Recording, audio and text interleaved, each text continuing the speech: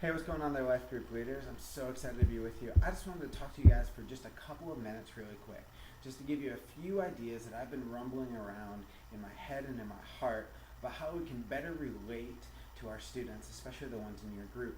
So the idea that I want to get across to you today is that quantity of time will lead to quality time. I know that sometimes it doesn't seem like many things are happening, but when you show up, when you're there, that quantity of time will lead to quality time. And that's the first thing I wanted to talk to you guys about today, is that to show up, even if they don't.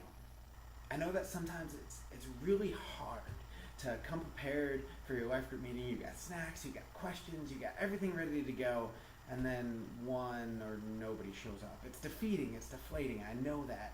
But when they know that you're not going to abandon them, when they know that you are going to show up no matter what, that's huge. And that means showing up to some of their stuff outside of life group time. Maybe you go to a track meet, a chorus concert, a band concert, you go to some type of sport that they're playing. Now don't feel like you need to be there for the whole thing, but your presence, even for a little while, that speaks volumes. Another suggestion I would give you along those lines is never ask who's coming to life group. Are you going to be there? Don't ask that question, because that gives them permission to miss. Now they might not always show up, but if you say, hey, I'll see you there, more likely they're going to be there. Next thing I want to talk to you about is remembering the details. You see, it's great to be able to just ask, hey, how's everything going? But it's even better to ask, hey, how was that physics test you had last week? You see, when you remember the details, you're able to dive a little bit deeper and have a better connection with them. It's one of the hardest things for me to do. I am horrible with memory. I can't remember anything. I have struggled with remembering the details. So one of the habits that I'm trying to create in my life is by writing things down. Every time that I have a conversation with a student, or every single Wednesday night, I just simply ask myself, is there anything that I heard or that I talked about that I could follow up on? And then I write it down in that moment.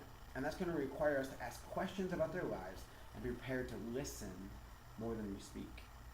The last thing I want to talk to you guys about today is how to share appropriately. These are the best way to get your life group to open up is for you to open up. Now there are going to be some things about our lives that we shouldn't share, and that's okay. But that's why I say that we should share appropriately, because when we are open and honest, so will they. Teenagers, most of all, want adults in their lives who are real. You don't have to be a 21-year-old college student to have a special connection with a teenager, because they're really just looking for somebody who is real. Someone that's not trying to seem better than they really are. Someone that's not trying to like things that they don't really like or pretend like they never did anything wrong. See, now you might never faced a situation like they're going through. Maybe you never were cyberbullied as a teenager because the internet wasn't really a thing, and that's what they're going through right now. But you have had life experiences that will speak to them when you're real with them. So I encourage you to share appropriately as well. So that's all I really have for you guys today. I hope you guys have a great day. Let me know if I can do anything for you. We love you. We're praying for you. And I hope you have a wonderful time. I'll talk to you soon.